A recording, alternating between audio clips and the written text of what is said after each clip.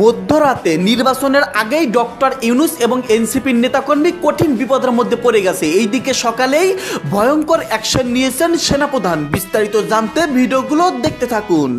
উপদেষ্টাকে বাংলাদেশের মাটি থেকে যেতে দিবে না, প্রয়োজন হলে তাদেরকে বাংলাদেশের মাটিতে পুঁতে রাখবে। বাংলাদেশের অন্তর্বর্তী সরকারকে নির্বাচনের আগে এবং ভোটের দিন সহিংসতার আশঙ্কা করছে।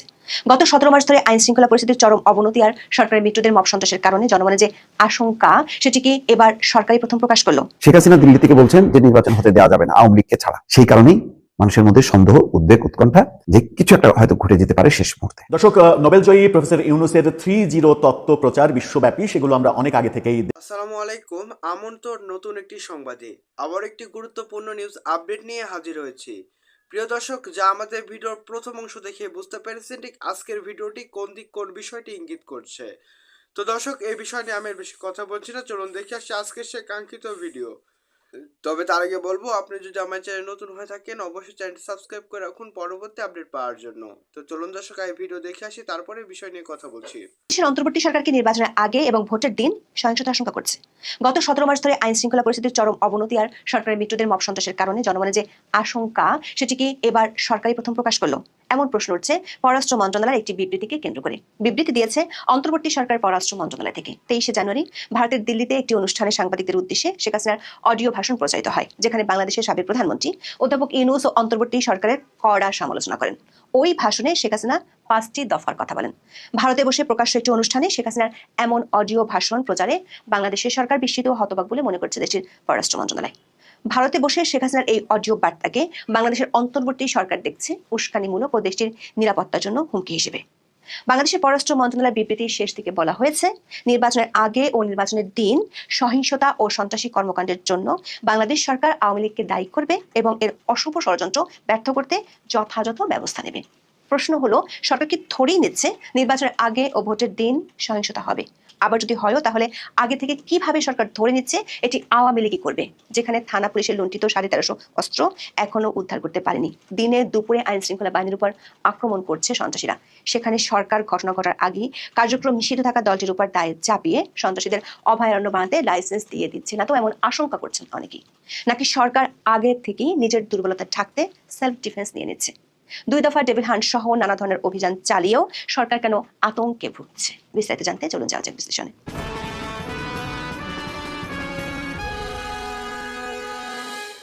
ভারতের দিল্লিতে থাকা বাংলাদেশের সাবেক প্রধানমন্ত্রী শেখ হাসিনা এই প্রথম প্রকাশ্যে মুখ খুলে বাংলাদেশের অন্তর্বর্তী সরকারের বিরুদ্ধে তীব্র আক্রমণ করেন গত 23 জানুয়ারি।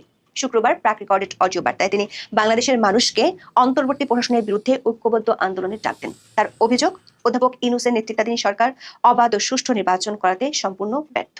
বাংলাদেশে আগামী 12 ফেব্রুয়ারি ত্রয়োদশ জাতীয় সংসদ নির্বাচন হওয়ার কথা, তবে সেই নির্বাচনে শেখ হাসিনার দল আওয়ামী লীগ অংশ নিতে পারবে না। ঠিক এই প্রেক্ষিতেই দিল্লিতে সেভ ডেমোক্রেসি ইন বাংলাদেশ শীর্ষক এক অনুষ্ঠানে তার অডিও বার্তা শোনানো হয়।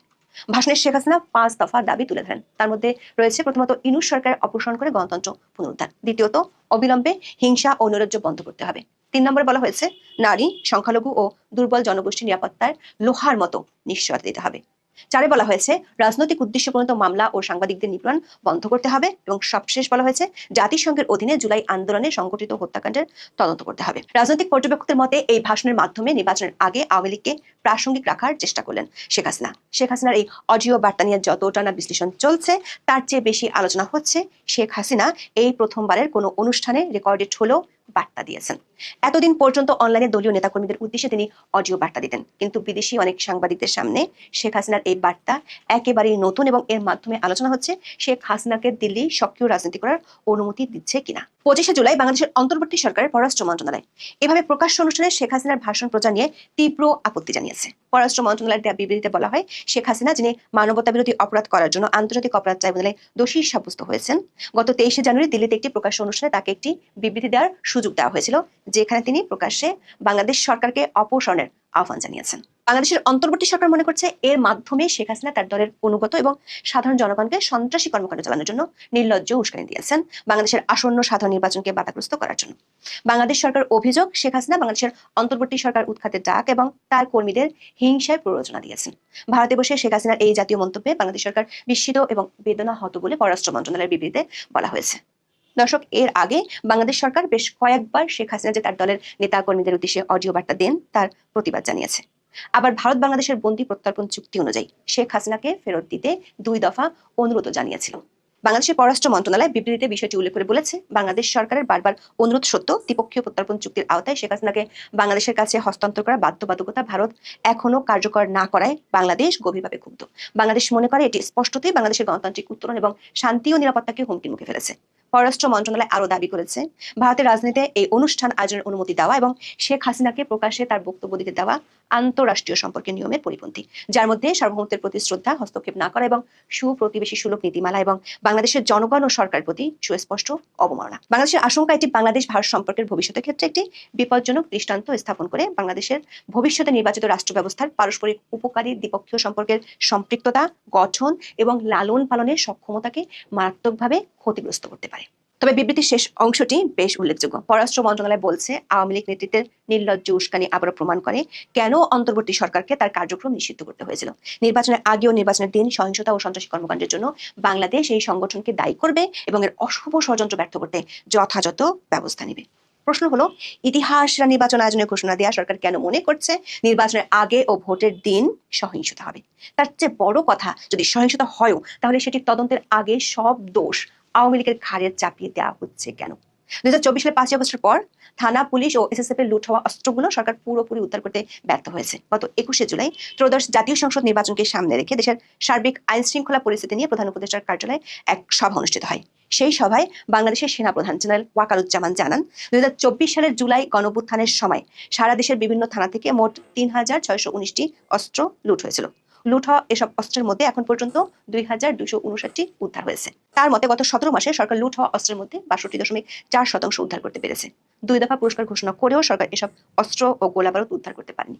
দর্শক, নানা মহল থেকে এই অস্ত্রগুলো উদ্ধারের জন্য সরকারকে বারবার টাকাটা দেওয়া হয়েছিল। আবার জুলাই আন্দোলনের সময় কারাগার থেকে পালিয়ে যাওয়া দণ্ডপ্রাপ্ত আসামি ও জঙ্গিরা এখনো রয়ে গেছে ধরার ছোঁয়ার বাইরে। পর্যবেক্ষকরা মনে করেন সরকার এই দুটি ক্ষেত্রে পুরোপুরি ব্যর্থ হয়েছে। আবার সীমান্ত দিয়ে যে অস্ত্র আসছে তা নিয়ে গণমাধ্যমে বেশ কয়েকটি রিপোর্ট হলেও সরকার বিষয়গুলো আমলেই নিচ্ছে না। এমন ব্যর্থতার মধ্যে সরকার আগাম সন্ত্রাসী কর্মকাণ্ডের দায় আওয়ামী লীগকে দিয়ে কি নির্ভর হতে চাইছে? আবার চট্টগ্রামে বিএনপি প্রার্থীর উপর হামলা, ওসমান হাদি হত্যাকাণ্ড সহ গত কয়েক মাসে যেসব সন্ত্রাসী কর্মকাণ্ড হয়েছে তার বেশিরভাগের হোতাদের সরকার ধরতেই পারেনি, অথচ সরকার লোক দেখানো 2 দফা ডিবির হান সহ বহু অভিযান চালিয়েছে। অবশ্য সেসব অভিযানে সন্ত্রাসীদের ধরার চেয়ে আওয়ামী লীগ ও অঙ্গ সংগঠনের নেতাকর্মীদের ধরার ক্ষেত্রে সরকার আগ্রহ বেশি ছিল। বিশেষজ্ঞরা মনে করছেন, বাংলাদেশের পররাষ্ট্র মন্ত্রণালয়ের বিবৃতিতে সরকার স্পষ্টভাবে বলেছে, নির্বাচনের আগে এবং ভোটের দিন যদি কোনো সহিংসতা হয় তাহলে সরকার আওয়ামী লীগের উপরে দোষ দেবে। কিন্তু যদি জেল পলাতক সন্ত্রাসী কিংবা আওয়ামী লীগ নয় এমন কোনো পক্ষ যারা নির্বাচন চাইবে না কিংবা সহিংসতা করতে চাইবে, তারা কি সহিংস কর্মকাণ্ড চালাতে পারে না? বিশেষজ্ঞরা মনে করছেন সরকার এই বিবৃতি সন্ত্রাসীদের জন্য এক ধরনের অভয়ারণ্য তৈরি করে দিবে। এমনকি নির্বাচনে অংশগ্রহণকারী দলগুলোর মধ্যে কোনো বিরোধকেও কি আওয়ামী লীগের কর্মকাণ্ড বলে সরকার চালিয়ে দিতে চাইছে? প্রশ্ন উঠেছে, সরকার শেখ হাসিনার বক্তব্যে যতটা বিস্মিত ও হতবাক বলে মন্তব্য করেছে, গত 17 মাসে সরকারকে ততটাই নিষ্ক্রিয় দেখা গেছে আইন শৃঙ্খলা পরিস্থিতি ও নিজেদের মিত্রদের মব সন্ত্রাস নিয়ন্ত্রণে। এমন পরিস্থিতিতে ঐতিহাসিক নিয়ন্ত্রিত নির্বাচনে নিজের মিত্রদের বিরোধের আশঙ্কাকে সরকার আগাম ডিফেন্স শেখ হাসিনা দিল্লি থেকে বলছেন যে নির্বাচন হতে দেওয়া যাবে না আওয়ামী লীগকে ছাড়া। সেই কারণেই মানুষের মধ্যে সন্দেহ, উদ্বেগ, উৎকণ্ঠা যে কিছু একটা হয়তো ঘটে যেতে পারে শেষ মুহূর্তে।